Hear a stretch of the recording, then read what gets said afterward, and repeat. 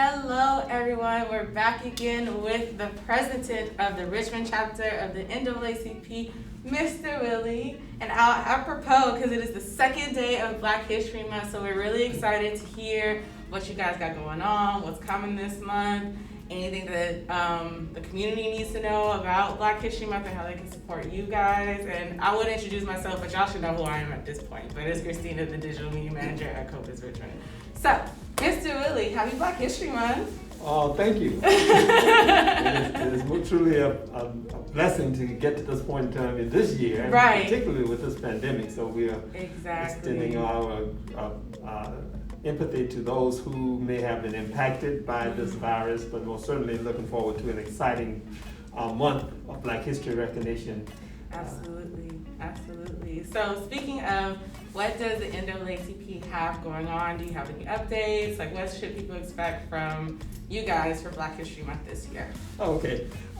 It's unfortunate I don't have a lot to offer relative to what the NAACP is doing directly itself, because we are building the organization going with the history of the NAACP in Richmond. You know, Black History Month has been always a celebratory time for us.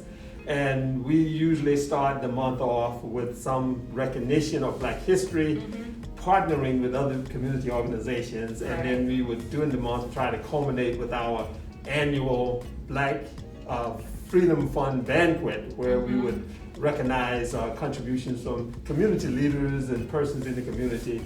And this year, our plan, due to the virtual platform that we have to use, is not where we want it to be. So we're not able to pull that off in February. I want to say that first. Yeah. We are working on a virtual celebration of Black History Month, basically because our fundraiser has always been centered around that activity. So we are a little bit off schedule this year, but we are looking to partner with one organization, community-based, and the City of Richmond. That's under our process now to be finally approved this Thursday. Hopefully we'll get our executive committee to go along with our presentation of an activity that would include youth performers, professional and local, and also we'll be partnering with the City of Richmond and a local school, Bright Futures, which is here in the area. So we were looking forward to that. It was presented to our executive committee, and they wanted a little bit more information that we didn't have at the time, but we were presenting that. And that is scheduled for I think it's the 20th of February. So 20th of February. We're on target to make that happen. In addition to that, we are looking, as I'm saying, to partner with the El Cerrito branch and the things that they did for Martin Luther King's birthday.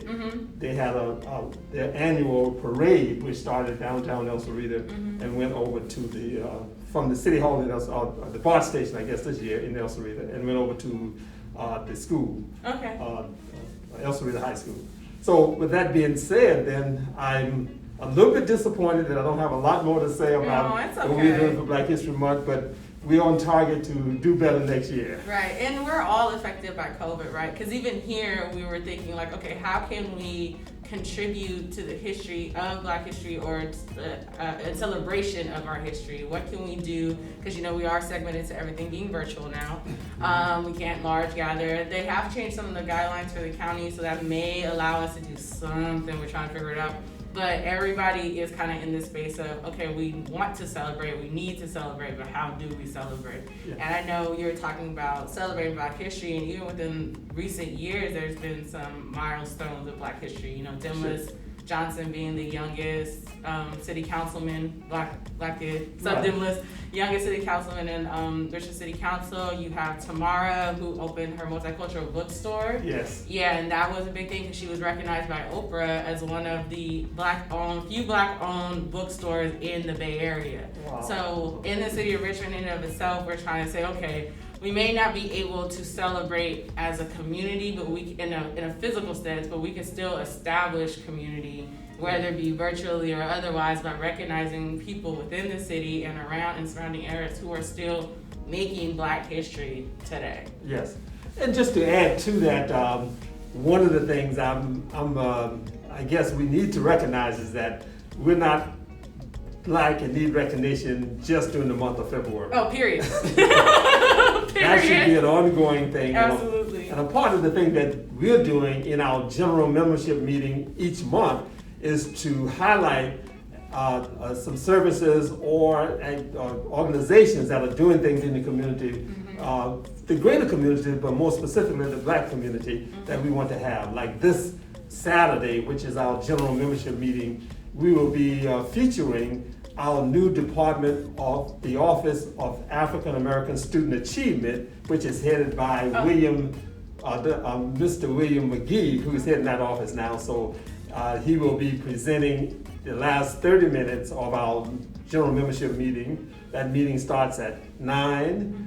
Around 10:30, we expect to have him on doing kind of like an overview of the office. What are the goals and objectives that he have planned? What has he done since he's been there? And just kind of make sure that we get that to the forefront, get that into our community so that the community knows what's going on. Exactly. And there are other things that we are doing along that line. So incubating businesses that are coming through here. We had an opportunity to meet a young man this morning who is doing some wonderful things. Sounds like he's doing some wonderful things. Yes, Patah of Cool School 360. Yeah, shout out to Patah. He's doing amazing things. So we expect to have him come and present to the general membership what that's all about. So we get information out. Information is key. Not just the flow of information, but information with integrity. Anything we would get behind, we'd like to think that we vetted it. We are saying that this is something that we see that would be an enhancement to the people of this community so that the community can get the best of what the community have to offer. Absolutely. And you said something very, very critical about celebrating the kids, which, you said you didn't have a lot to share, and that is, you got a lot to share. But highlighting the children at this point, because we talk about as adults like how the pandemic has shifted like jobs and resources and how we're going to do, but kids have been severely impacted too. I have younger brothers and sisters who are in virtual school, so we constantly have conversations about how stressed out they are, or that things are not set up in a way for it's conducive for them to learn. So having like a Black Achievement Board, where it's a Black Achievement Student Board that literally is for the kids and highlights them and shows like, hey, we see you during this time is so important. So I am so glad that you guys are doing something like that. That's incredible. Right. And one of the other things we're doing, and this is along the same line, but trying to get the organizations or the religious or the community or faith organizations, the churches, to participate in helping the young children better understand and be more attentive to learning online, because we're into that now. Looks like we're going to be gradually coming out of it, but I think there's some aspects of that will continue to be a part of what we can do in reaching into the pockets of our community where a lot of communication doesn't always get there with credibility, shall we say. And so if the churches, through their Sunday school class, dealing with a smaller number of children, help them to better understand the importance of the attention for doing constructive things online as opposed to the playful things. And we always want to encourage young people to have recreation, even with their computer, but let that computer also become a part of what help you to grow. Right. Because there's a lot of information there. It's just a matter of how do you get the best information into the hands of those young people so they can make better decisions about their lives and decisions that they deal with every day. So we can help in that area, and that's what the NAACP is trying to encourage churches to do. So you guys do have a lot. So when you say we started this conversation, you're like, I don't have a lot. You do have a lot. You have the Black Achievement for students, getting the religious faith-based organizations together within Black communities to recognize and help kids with how they're progressing with their education and their knowledge and information. You have your general membership meetings. You guys are doing things. Yeah, it's just doing it differently. Well, it's trying to make it a part of what we do every day. Absolutely. And sometimes we overlook that because we're always looking for the bright and shiny activity or the silver star. But that is important, but more importantly is that we can get into the minds of our young people, things to help them make better decisions about their lives. one of the things in terms of just a reflection on nostalgia is that when I grew up, going to church was not an option. The things I learned, the things that I was told to do and how to do them, my parents and the other members of my family was there.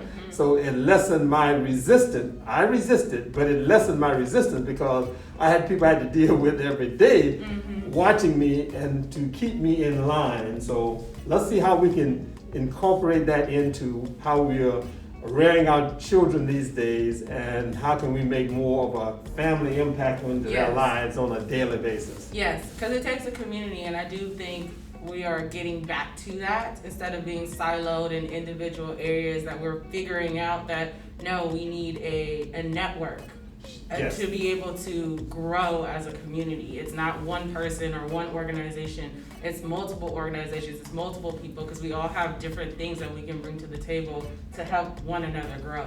Sure. So, yeah, you're establishing that network. You're the nucleus, so to speak, to the network that people are going to be able to tap into in order to continue to grow and thrive in the city of Richmond and beyond.